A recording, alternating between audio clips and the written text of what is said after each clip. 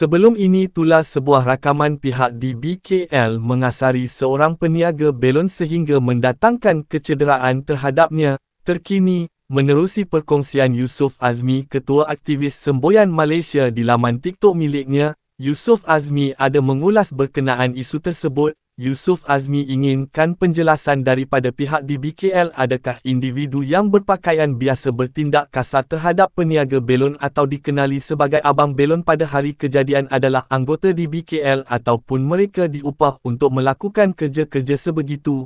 Hal ini kerana tindakan mereka tidak melambangkan sikap yang seharusnya ada pada anggota di BKL kerana beliau juga sebelum ini mempunyai kenalan di kalangan anggota di BKL sendiri dan mereka tidak bersikap sebegitu. Tularnya perkongsian ini telah meraih perhatian para netizen. Menjengah di ruangan komen, pelbagai reaksi diberikan oleh netizen mengenai perkongsian tersebut. Tanpa membuang masa, mari saksikan video ini. Bismillahirrahmanirrahim. Assalamualaikum warahmatullahi wabarakatuh. Alhamdulillahirabbil alamin wassalatu wassalamu ala sayyidina Muhammad asyrafil mursalin wa ala alihi washabihi ajma'in amma ba'd. Okey, berkaitan dengan satu insiden yang di mana tular sekarang ni berkenaan dengan satu abang belon yang sekarang cedera, yang mungkin saya difahamkan setelah dikejarkan ke hospital mungkin tulang belakangnya patah. Saya mendengar penjelasan dalam satu video. Saya melihat juga video insiden yang di mana ketika saya tak pastilah adakah kesemua itu penguatkuasa ataupun bukan. Sebab saya rasa tak mungkin penguatkuasa sampai nak cekik leher, sampai nak hentak ke bawah, nak hentak badan abang tu ke bawah. Oh, grip dah macam nak WWE ke apa? Nak masuk UFC ke, nak masuk One Championship ke apa? Apa masalahnya sampai nak buat begitu? Jadi saya minta kepada pihak penguatkuasa di BKL itu menjelaskan adakah itu penguatkuasa ataupun bukan. Kadang-kadang saya faham ada juga penguatkuasa dalam di BKL ni yang dia mengambil third party menjadi security untuk kerja-kerja mereka di luar. Saya tak pasti tapi saya rasa tindakan itu adalah satu tindakan yang sangat tak wajar lah. Saya bersahabat dan juga berkawan dengan di BKL dulu. Setahu saya pada zaman batalion 2014 ke bawah dulu, saya tak nampak pun di BKL begitu agresif dengan terutamanya warga tempatan. Tapi kalau beginilah sikap kita buat kepada ini bulan apa? Ini bulan Ramadan.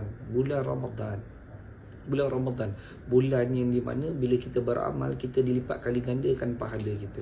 Dan kita kena faham juga dalam bulan Ramadan juga orang kena buat 2 atau 3 kerja untuk meraih pendapatan.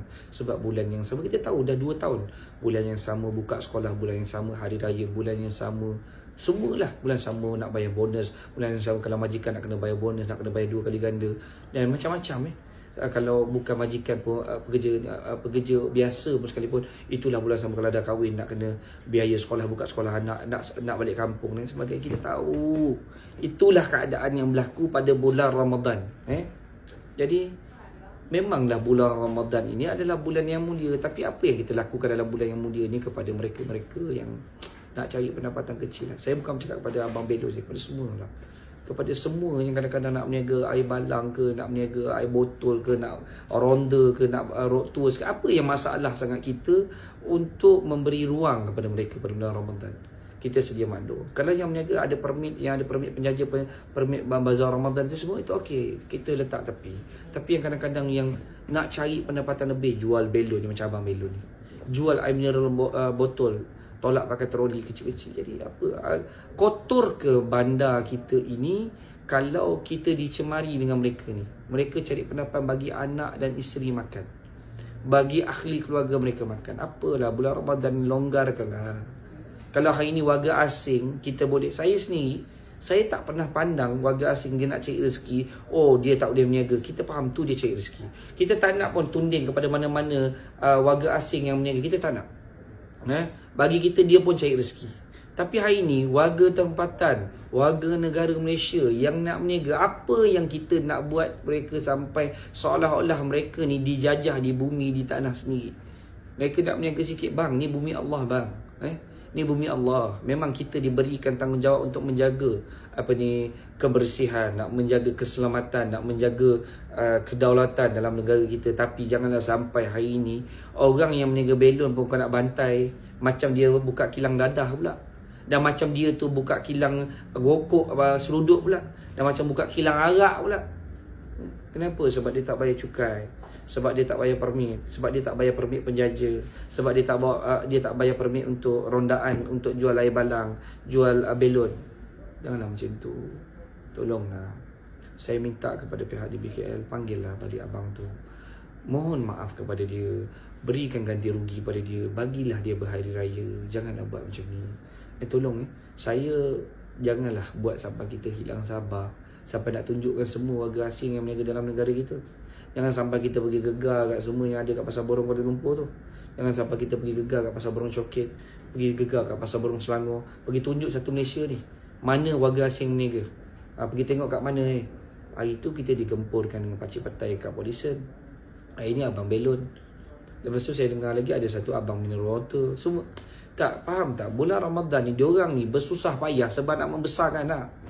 Nak membesarkan anak, nak bagi nafkah anak, isteri, ahli keluarga, mungkin mak ayah minta duit kat kampung dan sebagainya. Tolonglah jangan buat perkara yang agresif kepada orang-orang yang tidak sepatutnya. Saya mohon sangat-sangat. Tolong kepada semua yang terlibat yang membantu, saya ucapkan terima kasih banyak-banyak. Dan kepada pihak penguasaan, tolong tengoklah. KP tolonglah tengok, bantulah. Tengoklah anak buah buat kerja macam ni. Kesian kat abang belon tu. Pergilah buat datang. Tak ada. Kalau kita merendah diri kita untuk turun ke padang, untuk berjumpa, untuk mohon maaf, bagi saya itu bukan satu kesalahan. Walaupun kita tahu polisi SOP kita betul dia berniaga tak ada, saya memang salah dia, betul, kita faham. Tapi kita rendahkan diri kita. Pergilah kita jumpa dia. Kesian kat dia. Pergi tengok kat dia, bantu dia balik. Apa yang boleh bantu, bagi dia lokasi tempat perniagaan, berikan dia lesen, berikan dia apa yang sepatutnya. Sampai patah tulang bang. Tolong saya minta kepada PBT, tolonglah tengok kes ni. Jangan buat main-main. Orang kesian. Kita buat anaya orang. Apa nak jadi dengan masyarakat kita?